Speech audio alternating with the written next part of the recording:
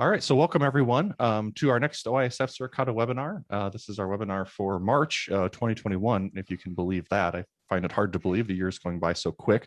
What we're going to be talking today, myself, Josh, and Peter, talking about some threat hunting. So looking at some threats and the network traffic and a little bit about the sort of the whole flow of events that occurs around those threats. So we'll be getting into a lot of hands-on demonstrations here in this webinar.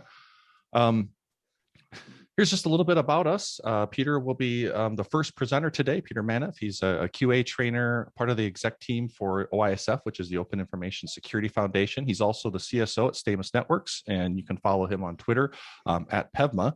I'm Josh, Director of Training for OISF and also a professor at Dakota State University. I do a little bit of consulting outside of that, some threat research with HP, Roman actually, they got acquired by HP, and then some online content authoring and stuff. You can find me on Twitter at jstrosh.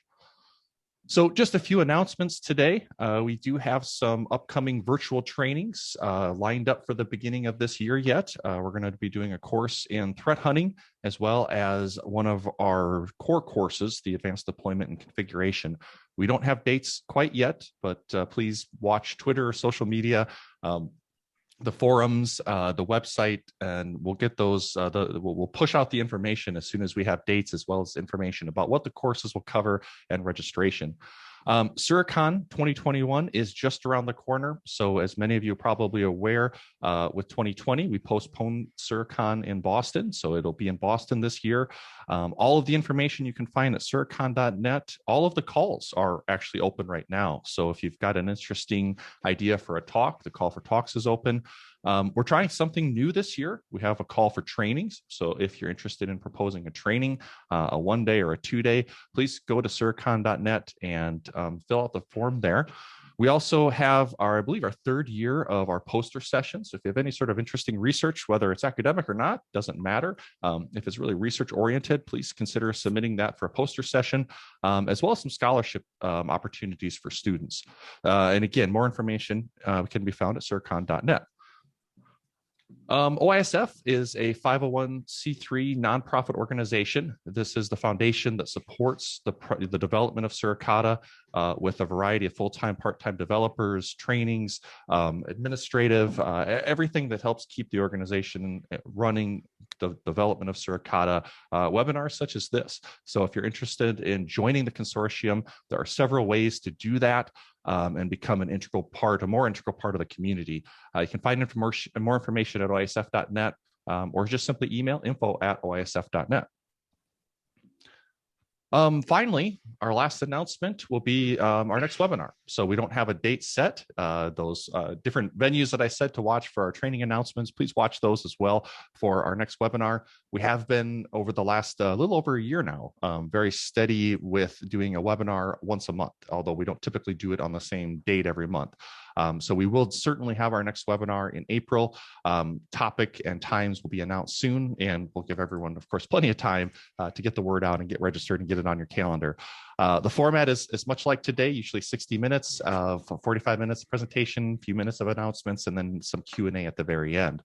As far as this webinar, if you have any questions, so we are in webinar mode with Zoom. That means you're not going to be able to share your video or your microphone. So if you do have any questions, we ask that you please use the Q&A feature. That way we can make sure that we don't miss any of the questions that you ask. There's also the chat if you want to say hi or just make any sort of, I guess, general conversation there. With the Q&A, then, we will make sure at the end of probably Peter's introductory segment to take a moment and look at those Q&A and answer those. I'll have a little bit of presentation at the end. We'll look at Q&A at that point as well at the end of the webinar as we wrap things up. So again, if you have any questions, please get those into the Q&A feature, and we'll make sure to get those answered. With that, I think it's time to enter the danger zone. I'm going to hand it over to Peter. All right, folks. Peter, do you want to share your screen and all that good stuff, or do you want me to control the slides? No, I can share my screen if. Okay, I'm going to stop my share then. Sure thing. Sharing mine.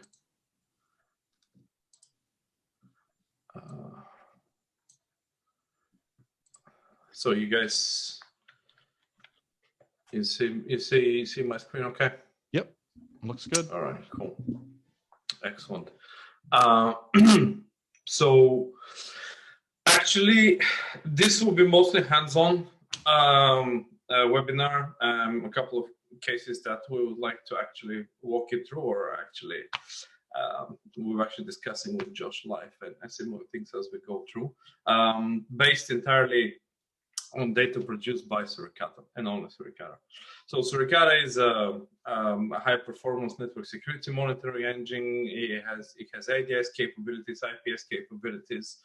It can do full packet capture, among others, and among other capabilities and similar. It's an open source software on GitHub. It's been since day one.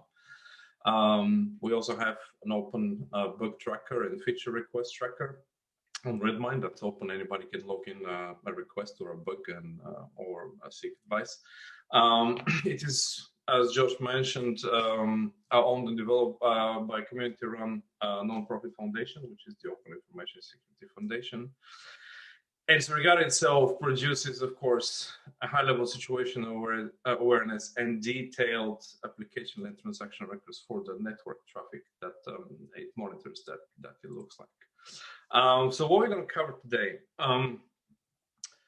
our wish is to dive in some a real public example of malware behavior and what Suricata can tell us about that, or in other words, actually try to make a story out of all those events and alerts and protocol logs and all that. We will try to make a story: what happened first, what happened next, and how it actually evolved into a full-blown case, let's say. So we'll be combining Suricata alerts and Suricata protocol data that Suricata produces. So in other words, Suricata does not only produce alerts, but it does produce all protocols around that alert to enable the analyst to make a better decision or a full-blown decision. And we're going to be doing that hands-on. We will show you how as we move along. We're going to be looking at a traditional or very common way of proliferation of the malware. We have two hands-on examples. Hopefully we'll get to the second one in time. But they include basically Cobalt Strike, Hanketer, Ficker Stealer, a couple of rats, Purple Fox exploit kits in the second case, and Nugget Phantom. For that, we'll be using actually free and open source tools only.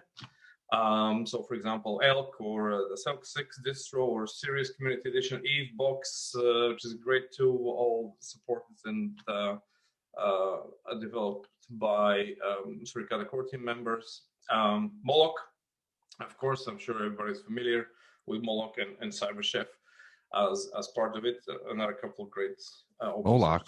What's that? Yeah, I didn't. Oh, you mean Archemy? Oh, yeah, Archemy. Yeah, I'm with you now. Okay, all right. Yes, Archemy, and Moloch, of course. So where are we going to get the data? So please have in mind that this is live malware data, so be careful if you extract any stuff from there, any artifacts, any files, and similar things. Many thanks to Malware Traffic Analysis and Brad, big shout out. Thank you for providing actually data that is very useful for trainings and of course training the blue teams as well. So this is very important. So the first case we would like to look at combines all those in one. So Hanketer, Cobalt Strike, Ficker Stealer, Net Support, Rat, and we would like to look at that, how it proliferates, what happens first, what happens next, who's first in, and similar. How and when it happens, and the combination of actually all the data that Suricata produces to turn it into a story, tells the story how things evolved in that breach. And then, of course, a few suggestions and hands-on ideas of how to actually hunt for similar things in a noisy environment where you have, millions of alerts, let's say, and similar. And the second case example, which I hope we have time to do, is something pretty cool. Exploit kits might be old and not around that much, but the principle of how that malware or similar type of malware proliferates is the same with anything. So ideally, we'll get that, and Josh will show some cool things about deobfuscation, decompression, and getting the binaries out as, similarly, a lot of malware behave the same.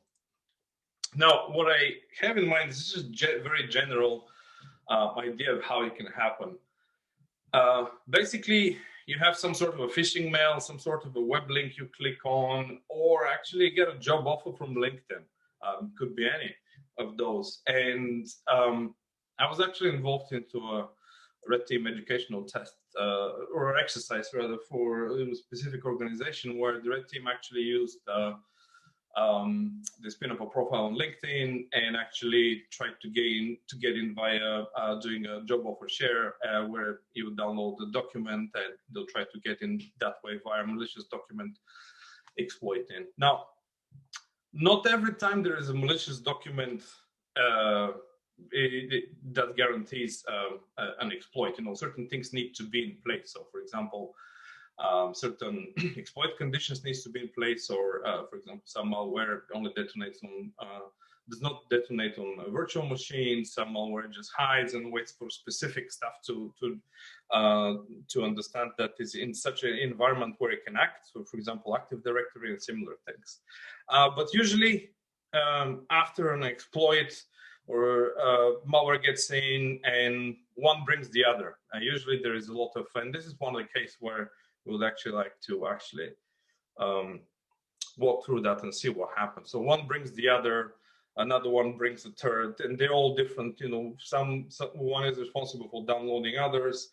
Another type of malware or tool, rather an offensive tool, is responsible for, let's say, a remote administration. A different one for lateral movement and similar. So, and there's no limit. These things can go in. And that's one of the things we're going to try to do now. Here's an example. Actually, you'll find plenty of those on the internet. Basically, you have a doc and asks you to open it, and basically it says you need to enable a couple of things so that you can read the document or you can open the document fully. And that's where it happens, or that's where they try to get in. Usually, and there's a lot of common cases too. Pardon me, there's a lot of common cases of that type. Now, having said that, I actually wanted to show you how this behaves in a specific case. So let's say we have a look at detonation, love detonation here as you see on my screen. That's any run. Anybody can go on any run and search for some or the major types of malware and have a look at actually how things do happen. And why am I starting from there? Because in certain conditions, these things need to happen, and the malware needs to get exploited on that specific PC. And then usually, traditionally, the cat and mouse game is the malware tries to stay in memory because if it writes to disk, it becomes persistent, and the endpoint security tools have a better chance of detecting it there. But at some point, the malware or the actor needs to become persistent in order to survive reboots. But just it needs to wait for the right moment when that can happen. And I want to show you an example here. So, for example, you can see this is a live detonation, Windows 10. You can see Word is being opened, and so, for example, you have some site of a doc that you just downloaded from a site or from an email or a zip file that you opened, and it basically says the same thing. And you can see actually the live detonation process is being spawned in the background, and eventually those processes actually start doing their thing in terms of exploitation or downloading more malware, actually communicating out to understand where they are in order to get more configuration or tasks of what to do next. And that could happen. I was again traditional way. And I'm going to pause the video here, and as you can see, after the exploit happens, a few downloads, a few processes get spawned, and then we have some sort of another call out and executable being downloaded. This is just an FYI, an idea. There's plenty of examples like that on the net. So that being said, I'm actually what we'll look first, as I said, is basically, let me try to move that thing out here. Okay, so what we look first is basically, for malware traffic analysis, we're gonna have a look at this Pcap, okay? And when you run into it, Suricata, certain things do happen. There's usually a bunch of alerts, there's some other logs and some other things, but what's most interesting, or what was interesting to me, at least looking at that, is what happened when, how, and why, and did we, maybe miss something, do we know everything? So again, big thanks to Malware Traffic Analysis and Brad for keeping those things public. So this is a good example, and there's a few actors in here, so let's have a look at what we can tell. For the purpose, I've actually spun up my own, and we're going to tell you where to pick up all those tools. They're free and open source, free to share, free to use, and you can use them without any specific distro as well. But for the purpose, I've spun up here a Selk distro, and inside the Selk distro, by default, we have a number of dashboards. So as you can see here, there's about, I don't remember, 20. Yeah. Do you mind just zooming your browsers in a little bit, make the text and fonts a little bit larger? Yeah, sure. Is that better? Yeah, that looks great. Thank you. All right, cool. Thank you. So basically, the dashboards here actually follow, the names really follow up kind of the logic. So we have an anomaly dashboard, which is actually anomaly events that Suricata produces. DNS is actually DNS logs that Suricata produces. HTTP is HTTP logs that Suricata produces. And there's a bunch of these, and you can use these as part of the self-distribution, or you can use them of any elk stack. At the end of the workshop, there is a slide sharing all that information where you can just download them and plug it into your own environment. There's Grafana dashboards there too, so you can do it, trust me. Now, for the purpose, I've actually created, to actually understand step-by-step what's happening here, I've created a custom hunt dashboard, again, that I'm looking at Suricata data only. And this dashboard is called Hunt1, okay? So this is actually my dashboard here. Now, a quick short overview. First, on top, we have a mean flow age count. So in other words, if there is any average flow ages of the protocol logs or the data of the flows actually themselves when they're going up there, that gives me a little bit of impression. First view, I can tell me that there is Kerberos, NTP, TLS, DNS, HTTP logs involved. I have my flow events list telling me actually each and every flow what's in there. And on any of those links, I can click here and either get a full packet capture, correlate that flow with Evebox here, or tell you where the source and destinations are. And some data, a quick overview that I can get from here is there's a TLS 1.3, 1.2 protocols in there. All of it is in 443. There's a couple of undetermined. We're going to discover why as we move along. We have domain data in here, DNS name data, so we can check those out, and we'll be checking those out. Hey, Peter. Yeah. Quick question. So under the TLS TCP ports, if they were using non-standard ports, would those show up? Yeah, absolutely. So this is regardless of the port, actually. So Suricata can recognize if there is a TLS connection, and we can recognize what port is that on, regardless if it's on the standard 443 or no. As a matter of fact, a lot of those anomaly events and rules actually can take that into account as well. And you can easily quickly see, okay, is there HTTP traffic on non-traditional HTTP port, or encrypted traffic, and vice versa on other non-standard encryption ports like 443 or similar. Definitely will be picked up there. I have a small breakdown here of TLS events. So this is a TLS event. Okay, so this is event type TLS. This is not an alert. This is an event type TLS, and actually it has a flow ID, so which is actually for Suricata all logs that are part of the same session or flow share the same flow ID. So you can actually quickly do something like that, correlate flow. That will bring you to if box, for example, click on and it will say, this flow actually generated an alert, generated a TLS record and a flow record, okay? So you have that session, that flow, you have all the logs in there. So it's not just alerts, but you actually have the actual flow with hash strings and similar ones, certificates and all that stuff, if available, wherever it is, it's in there. Now, back to my widget dashboard here. Now, as I move along, we have J3, J3S hashes here in a combination, ordered by the server name identifier and similar counts.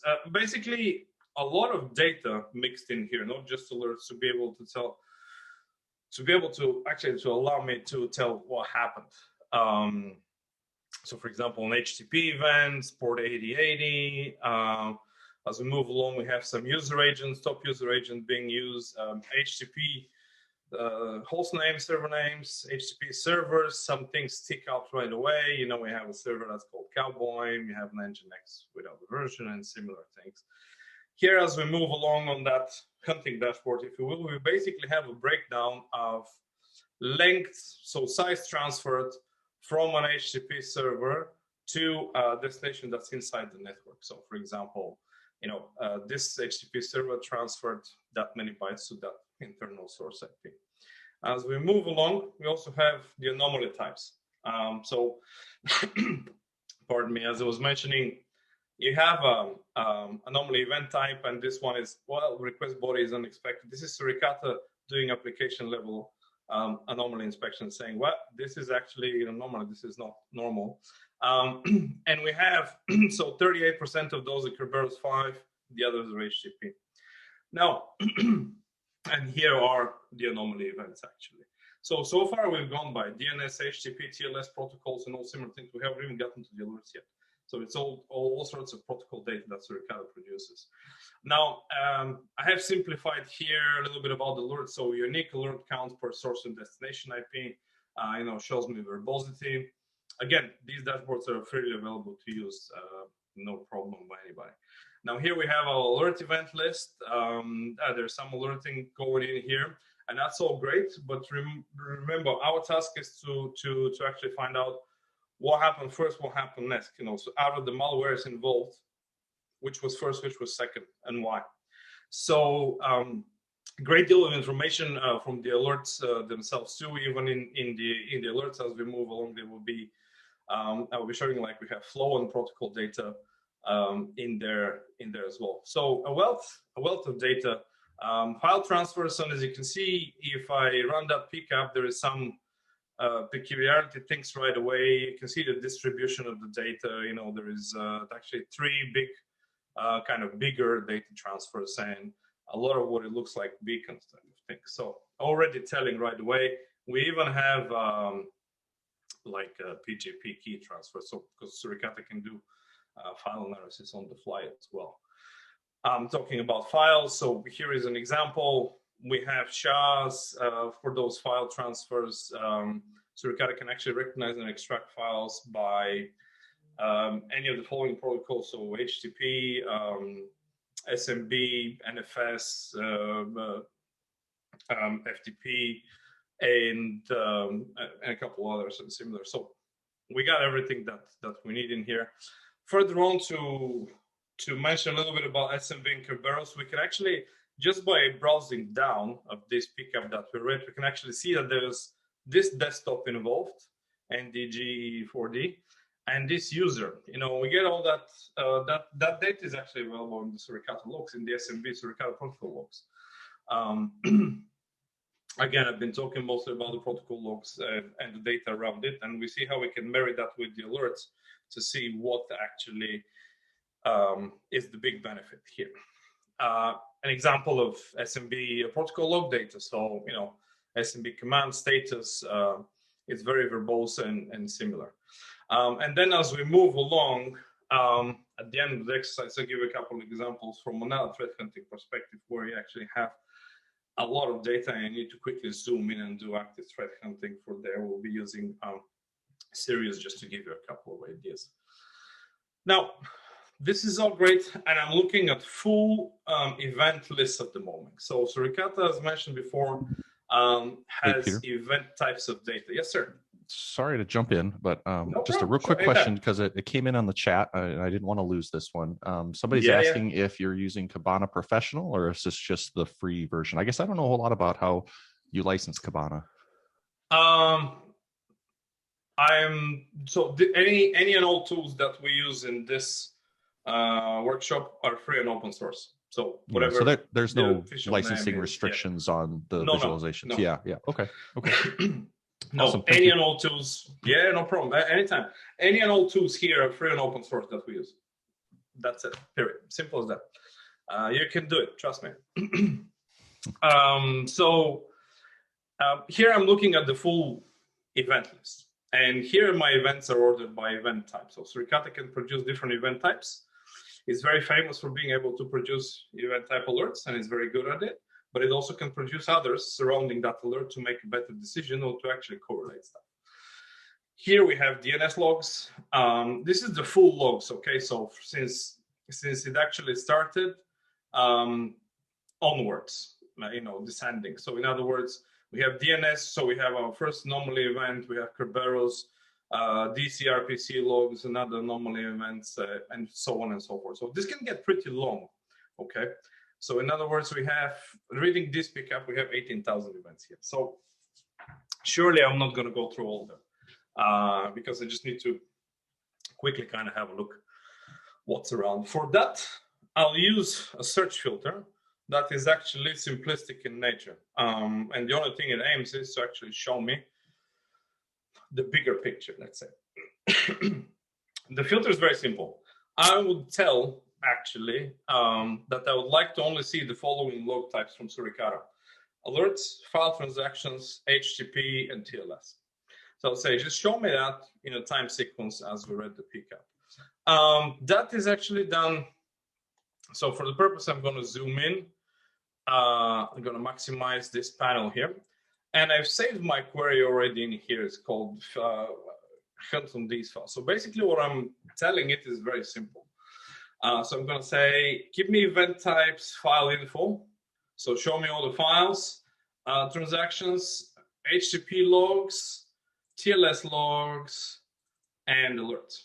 Just show me these guys. So let's go see if we can find and tell a story. Right. So here you have, sillybobcat.com. I think we know we're in an active directory. The PC is booting. It goes through, pardon me, it goes through some boot up process and maybe a browser opened, regular things as I was going through. Coming up here, Skype, Docs, Google.com. And as I was coming through, I see this visit, okay? So this is the first visit that's outside the normal scope of PC booting up or checking up for updates or logging into Active Directory and similar things. And this is the first transaction that caught my eye. So it's a file transaction, HTTP visit to this HTTP host. So let's see what's in there. And when I click in there, it's already in the top 1 million. Virus total says it's malicious. And we look at the details. Okay, it's a crystal hosting company, it seems, using Let's Encrypt certificate and similar.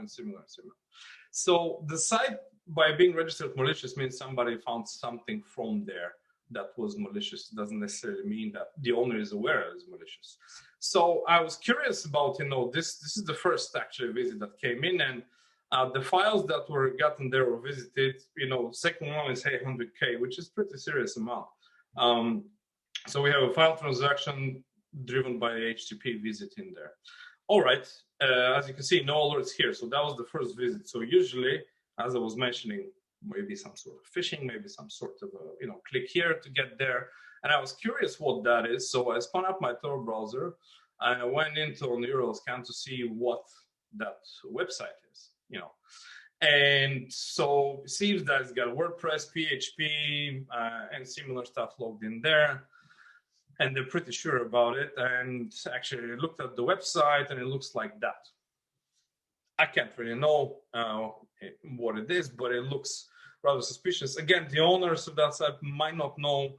It might have been breached and just left there as a lonely magnet. So that was our first hit. Okay, so now I know where it started, or at least this is the first HTTP visit and found transaction that I was like, okay, this was registered somewhere to be malicious. That's a visit on this website. So let's move along.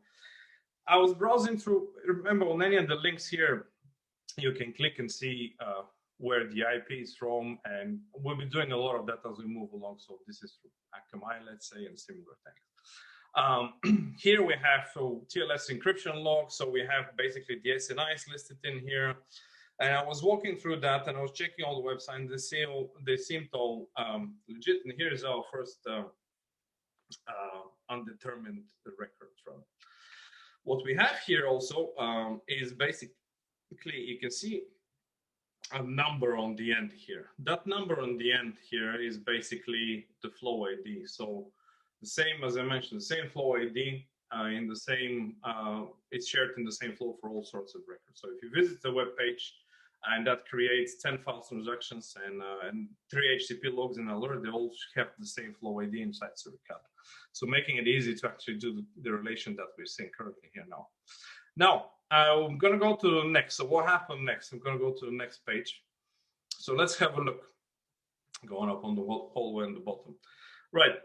So we have the usual sites from before, some DocuSigns, some other stuff. It just looks like regular browsing or checkings. And then what it really stuck to me as I was moving around is, as I was moving along the logs, is the first alert that we had.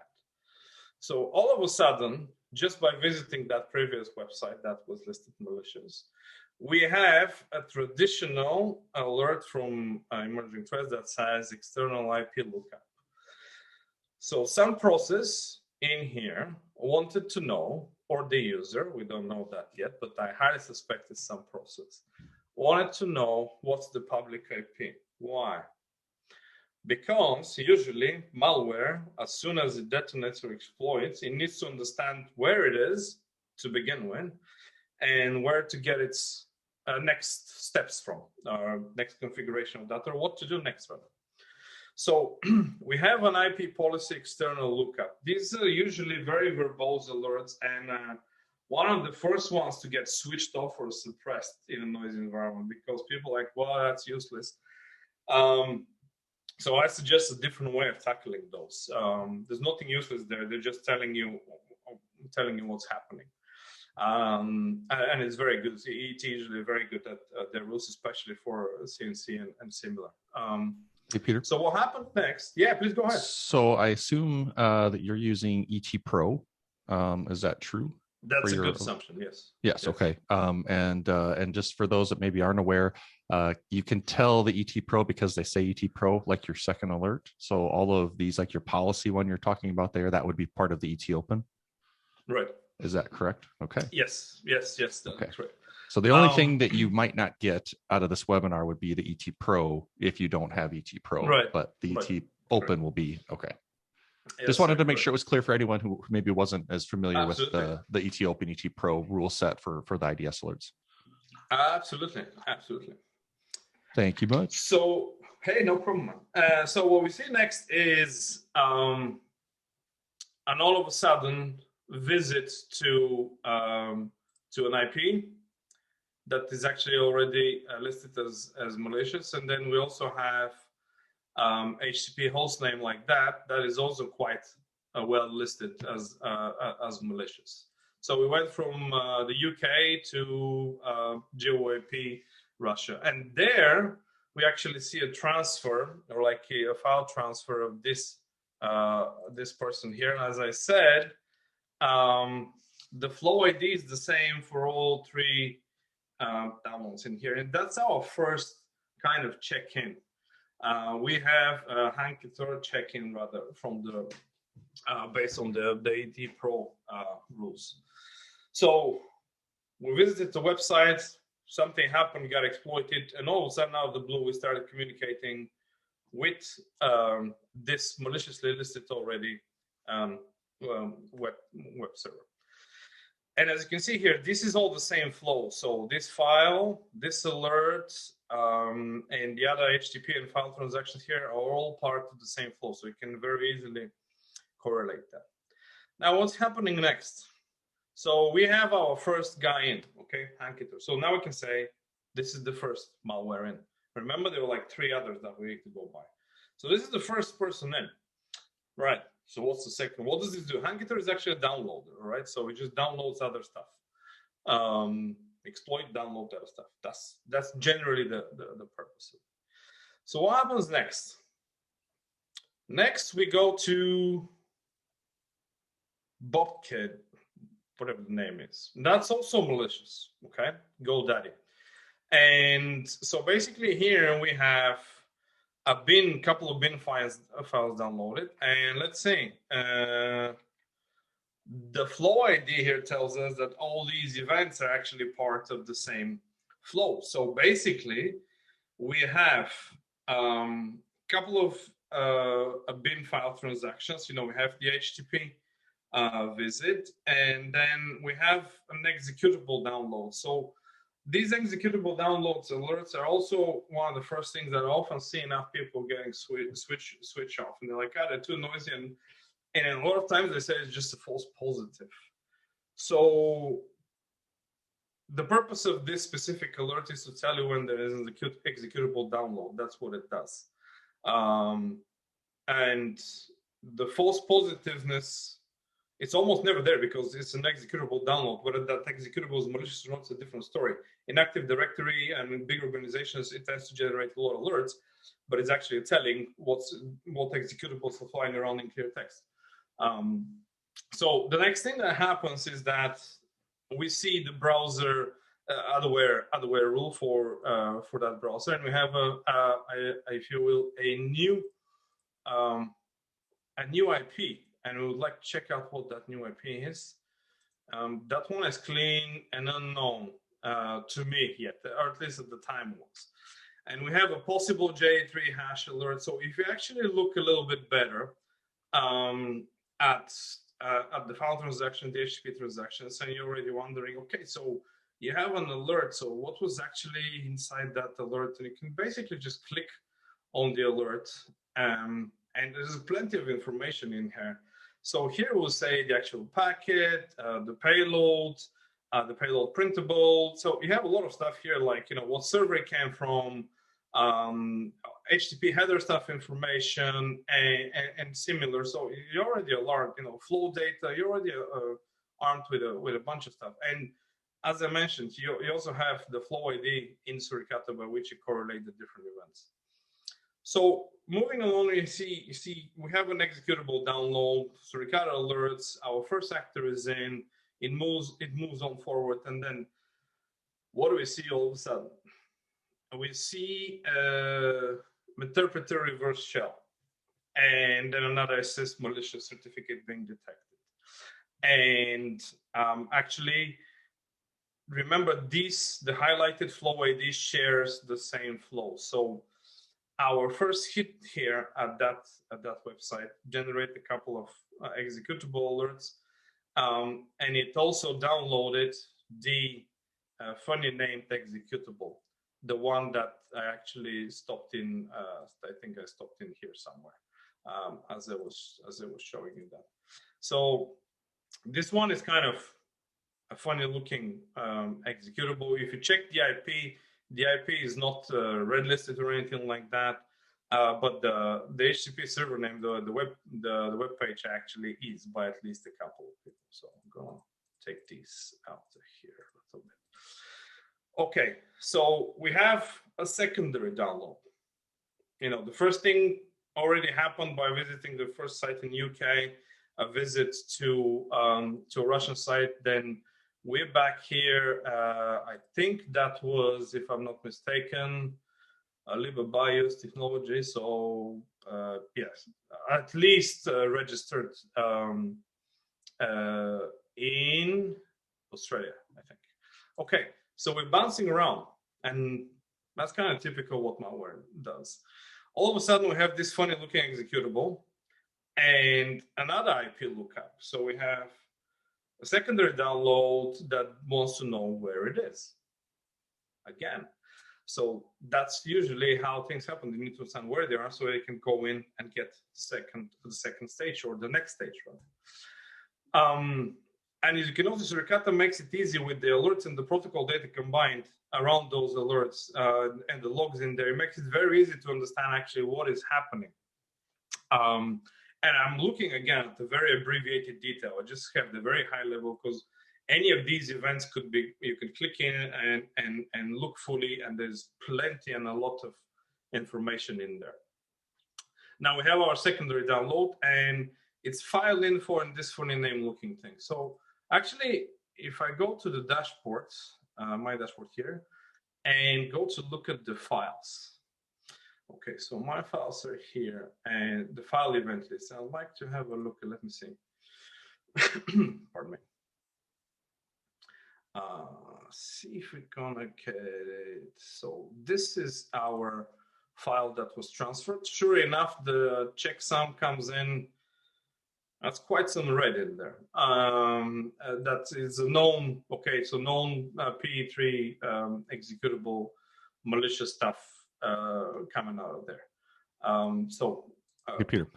Yes. Question. Well, so I'd say it's pretty cool that you can get the file identification stuff just on the wire, so you can generate the hashes and stuff like you're seeing. And then file extraction is a whole nother thing. It can do that as well. Would you say those are the two main features that you get for just dealing with files over the network? Extraction and identification. So file extraction. Yeah, absolutely, on the fly. So for example, here is this one. It's extracted. The shells are here. Anything in terms of size. Again, the flow ID, we can correlate by that, and a bunch of other info, including where was it downloaded from, which user agent downloaded it, the size, and then you got your URL here. Yeah. And the only interesting. Yeah, and one interesting thing I wanted to point out too is that this, of course, depends on the ability to see the PE file. And oddly enough, a lot of at least these first stage downloaders, when they request PE files, the PE files aren't encrypted or obfuscated. They're just being returned over non-TLS sessions in plain text, essentially. And that's how all of these work. If they were obfuscated in any way or encrypted or something, or even requested over a TLS session without any sort of stripping. Then we'd lose that visibility. So I see it. I look at malware pretty regularly daily, and I see a lot of this, compromised infrastructure, like you said, legitimate websites. The payloads are there, and a lot of times they're just PE files waiting to be downloaded. So I think in a lot of cases they do it over clear text just because it's easier. They have to maintain stuff as well, so it's easier to do that. If it goes through, it goes through. It doesn't matter for them. Like, I guess, if you breach 100 out of 1,000, or if you breach 90 out of 1,000, doesn't really matter as long as the number is there. You're in. So totally agree with you. Yeah. So I was going through. So I got my first downloader. I saw the secondary download as well. So let's go on and continue and see what else has happened here, and in what order rather. And as I was looking through, you have all of a sudden we have a new player in town. This public IP, .quadet HTTP hostname or server. So in other words, you visit a web server just by typing the IP. Okay, so that was unusual, and we have our first Cobalt Strike rule ringing in. So before that rule came in, actually there was remember we had the IP, a lookup, what's my public IP type of thing, and then a visit to an HTTP visit that actually Suricata triggered a Cobalt Strike alert node. And if you actually zoom in on that IP, that comes in clean. And a lot of times they just spin up an AWS or whatever, Azure web machine or server, shut it off after a week, in and out, gone before they can even be detected. So it's quite common to see that that everywhere. And so as I was looking through, I see, okay, so now you have another actor in, let's say, Cobalt Strike. It might be the same actor, that's why I said, let's say, Cobalt Strike. So we have Hanky-Tor first, we have a web page widget, then Hanky-Tor first, that's a downloader, downloaded something, an executable, and then all of a sudden we had Cobalt Strike coming out with a Meterpreter alert as well. And as I was looking through, we have a couple of TLS visits and similar, and all of a sudden I have a Ficker Stealer activity alert. So this is my third actor in place in that order. So we had Hanky-Tor and Cobalt Strike, and now it's Ficker Stealer. Ficker Stealer is basically trying to steal information. That's why it's named Ficker Stealer. Cobalt Strike is an offensive tool that can do anything and everything on a remote machine. Basically, Swiss Army knife of that. It's used a lot by red teams and similar stuff, but also a lot by malware actors as well. And so that Ficker Stealer was interesting because I have not looked at it a lot, and I just clicked on the alert log to have a look, and I see the flows here, bytes to server and to client. I see the GeoAP is coming from Kazakhstan. Then, of course, the payload and the payload printable. So it was interesting. Of course, that's a Windows machine. That's why it's going on the user profile desktop, which is a very typical, usually Windows name. So this is all mixed with legitimate communication. Microsoft updates, Google APIs, and Simdan. That's all mixed with legitimate communication. So it's not just malware, it's kind of coming in all together. As I was moving along, again, so we have the Ficker Stealer, Cobalt Strike is here, Hanky-Tor, they change. Each one of these actors starts either beaconing out or checking home after time to let them know that they're out there and still alive if there's anything else need to be done. So this, as I was going through, this brought me to a repetitive sequence, actually, indication. Here you have the all three of them that started actually beaconing and going through. And as I was looking further, and I'm walking it through this now, I was looking for the next page here. Again, similar things happens. Just a TLS, encrypted or file transaction, just a beacon. Hey, I'm letting you know I'm here, I'm alive type of thing. Again, as I'm saying, mixed with regular user data, Microsoft updates and similar things, checks going in there.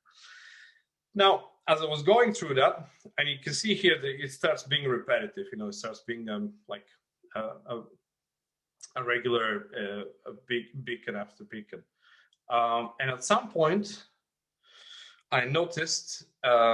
So here's my next page. As I was going through, it became very monotonous and repetitive here. And all of a sudden, the PTJ here is actually URL that's part of the Cobalt Strike beaconing. And all of a sudden, generic polls to a dotted quad. And I saw that this is what kind of alert it is. So dotted quad basically means that the IP of the server is not a name, but it's just an IPv4 address. And I was curious, what is this? Status 200. This is the URL. The user agent basically is that, and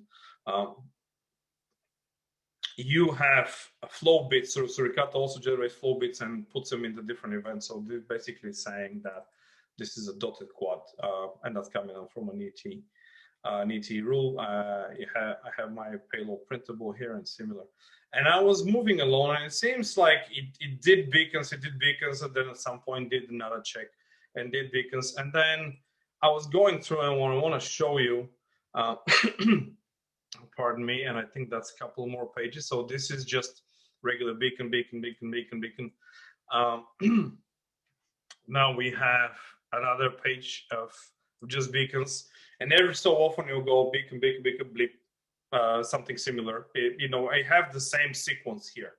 So it's important to understand that it's all sorts of different sequences going in when the beacons come. So it's not just one beacon very repetitive. It could be 3 different beacons, because so far we got 3 different actors, 3 different types of malware actually in the machine. Now, as I was coming through, and I'm going to be finishing up here pretty soon, I saw the following. So at some point, it came out of the beacon, and there was a bigger file transaction, as you can see here. And then an even bigger one, a meg, again, the same URL. At the time, the beacon still continued to check in, the Handgetter was here, the Cobalt strike-ins here. But there was a bigger file transaction in here that took place. It was obvious that, it was out of the regular stack and it went in bigger. And then there is a new URL type of thing that I saw here. It's called fake URL. I went into CDIP, so that was clean listed. I actually wanted to look at the transaction itself, and basically, a file. So that's a dotted quad visit the IP directly in the HTTP URL. Again, that's not the user doing it. And the HTTP user agent is called Net Support Manager. And that made an impression on me, because on the next page where I went in, I actually have a couple of policy rules from ET that's saying this is Net Support Manager. So what Net Support is actually a legit tool. So that's Net Support Manager. It is actually a legitimate tool, but it's used by, so bad guys or girls, they'll get their hands on anything and they'll use it. Doesn't matter if it's legit or not legit. So we have, and that's why it's a policy rule, because basically saying an HTTP visit, it's actually a legitimate piece of software.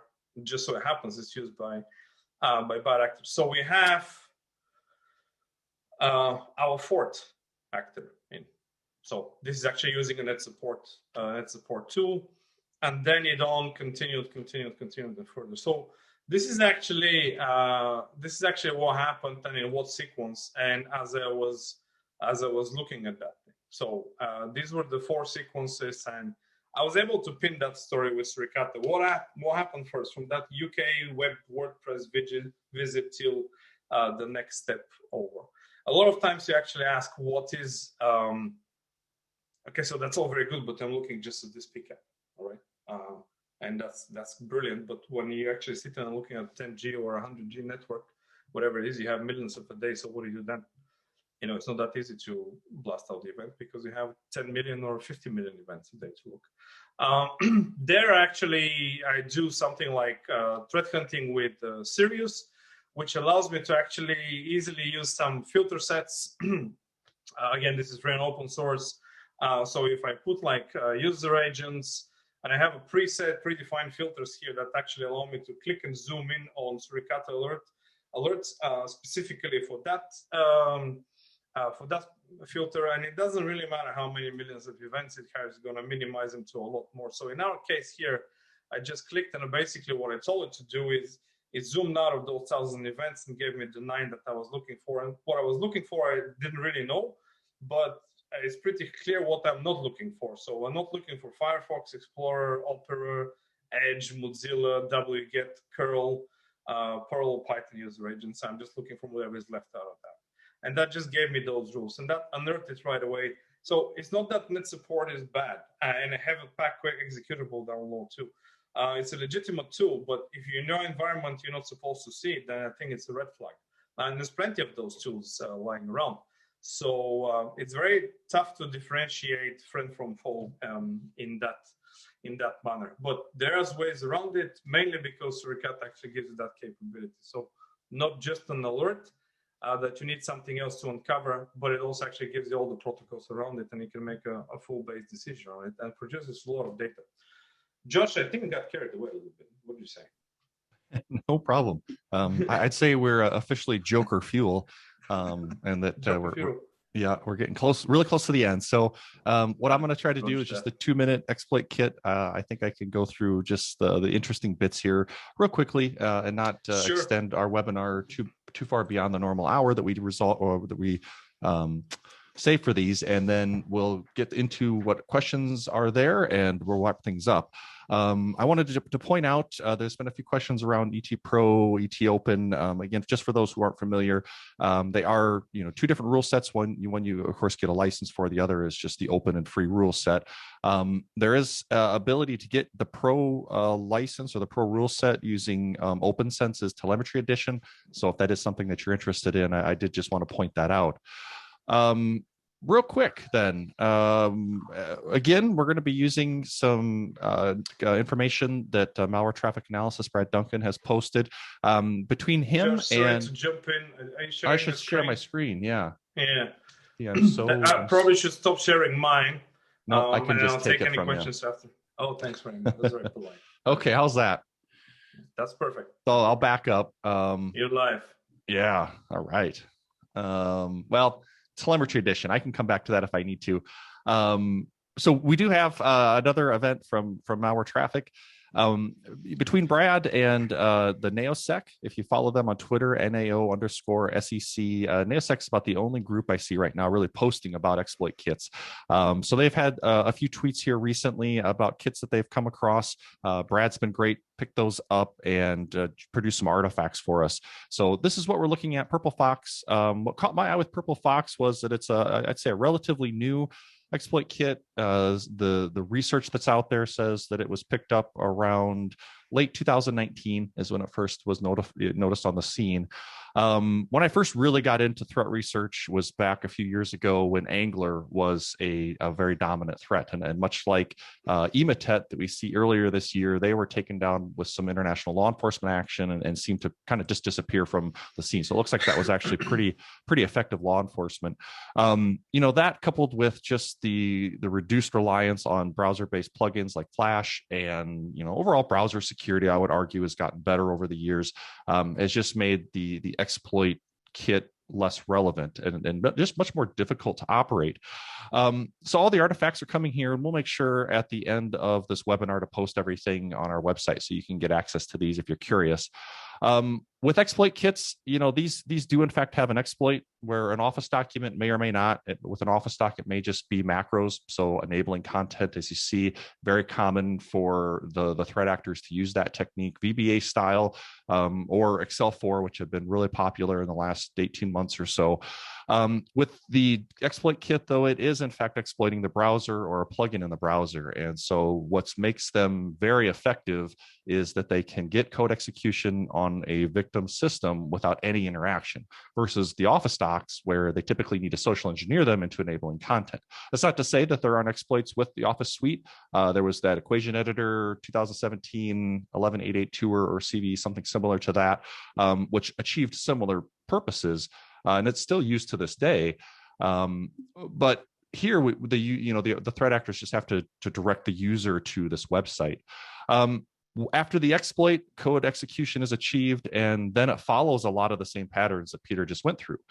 We have living off the land techniques. We have execution of PowerShell scripts. We have additional PowerShell scripts being brought into the environment to maybe gain some privilege escalation or lateral movement. We see a lot of red team tools come in at this point. And so we could jump into the fray of the argument of posting red team tools out there, but we won't. And so it starts to look very, very similar. So we won't focus too much on all of that. Sentinel Labs has a great write-up of Purple Fox. Proofpoint also has a really good write-up in terms of the exploit. And that was the other thing that really interested me for this particular exploit kit was, were they using an actual exploit? And it turns out that they were. They were using CVE 2020-0674, which is a use after free in the deprecated JavaScript engine of Internet Explorer. So yeah, the audience that they're going after is going to be rather small because it's the old versions of Internet Explorer. It has to be able to, they need to force the loading of this deprecated JavaScript engine, which they can do. But it was in fact a real exploit. If you look at the NAOSEC Twitter feed, you'll see that they've been posting about a Spalivo EK. I took a look at that. We won't have time to do that, but what was interesting about that one is that they're still loading Flash. So I would say that their audience is even smaller. Here is a proof of concept of CVE 2020, the use after free. And what's really interesting about this to me, if you go to this GitHub, which is under Maxploit, it is a very well documented exploit. It is got debug information, and you can, which I have done, this is the command that is being executed via winexec. So just an arbitrary string. So right now this just pops calc, which is pretty typical, but we could easily modify this to say run MSHDA or PowerShell or something else. It's just a matter of taking your string, your command string, and doing this endianness swap with the bytes and then putting it into this Unicode pattern. There are of course, some limitations here. The host that it's been tested on, I think they note here Windows 7, particular versions of Internet Explorer. So, if you were a real threat actor, you might have to do some more research in upgrading that to get a broader footprint in terms of browsers and operating systems. But again, you can make this modification, and it's not too difficult. When it comes to the traffic, we don't have a whole lot of time to look at it, but again, much like Peter has been exploring, there are a number of IDS alerts. We're not going to get alerts on the network, of course, from the exploitation, but possibly different parts of the exploit kit structure, maybe in the pages, maybe in the URI, which we do before transitioning to that post-exploitation traffic, the tools coming down, PowerShell scripts, and maybe that Trojan. And the Trojan beginning to then do its own level of beaconing, which we all have here. And then Brad's documented on his original post. So you can take a look at that. If we look at just one of these HTTP requests, this will be up.php key 8. So they have the structure in order to determine what tools essentially to bring in. If they're not running as an admin, for example, then they'll bring in the right tools to try to gain, perform a privilege escalation to get to administrative privileges. That one I just have opened in my browser already. This is the payload. This is the request that came across over the wire. And so this was the HTTP response body. Very clear that it's PowerShell. If you haven't looked at a lot of PowerShell, IEX is the way to dynamically execute some PowerShell script. The code that is then contained within this is all base64 encoded, and usually the recipe is right there. We're going to be able to see it because it has to be called in order to unravel this real basic encoding or obfuscation in order to execute it. So we'll decode it. Then there's a deflate stream, and if we just take a quick spin in CyberChef, 2 operations from base64 and raw inflate, we can grab that content and get the decoded PowerShell script. So from there, we can jump back to Visual Studio Code, add some syntax highlighting, and now we're off to the races in terms of trying to figure out what's actually going on here. Some things that I've noticed, I haven't had a chance to really go through this, but some things that I've noticed, they include some invoke tater, which is another tool that's been included in Empire, which is a PowerShell framework for post-exploitation activity. And it uses a specific technique in order to get privilege escalation. There's a couple of executables that are encoded into this particular script that all get executed later. A lot of traffic that's going to be generated from the script that if we don't have current coverage through a rule set, studying this might allow someone then to understand what those patterns are and make a custom rule for detection, either moving forward on the network, or with Suricata, you can replay Pcaps. So maybe you carve off some of your previous network traffic because you have it archived in a Pcap, and you run it through with these new rules that you've created. So a lot of opportunity and a lot of value in unraveling these chains to see what's going on there, to maybe pick up, better detect, and certainly, as a threat researcher, that's what they'd be doing. So went a little bit long, but I think that's okay. That was the maybe 5-minute exploit kit. We could certainly spend a lot more time on that, and maybe in a future webinar we will. Let's go ahead though, Peter, and let's take a look at questions. I just got to get I'm going to stop my screen share. I had to unmute myself. Apologies. Oh, I mean, I was talking with the mute. Apologies. Okay. Josh, maybe you can share the last slide of the deck where it has all the information for the Suricata forum and all that stuff. Yes, absolutely. So the questions that we got in are, let's see, have a look. Okay. First question is about FPGA cards and support for them. There is very limited information about those on the documentation. Issues like kernel drops, CPU pinning, etc. Is there any good resource you can give on finding those choices? So I think some of the docs, actually, some of our documentation reflects FPGA. So Napatech is there too, and they actually regularly update their docs, which very thankful for that, and they're very good cards. We try to keep up a updated repo for generic tuning and performance enhancement. This is part of our documentation. But actually, if you'd like to ask for a specific card or model, I would suggest your best place is like on the Suricata forum, because a lot of people are actually looking at it, and you might actually get an answer from a person that's already done it.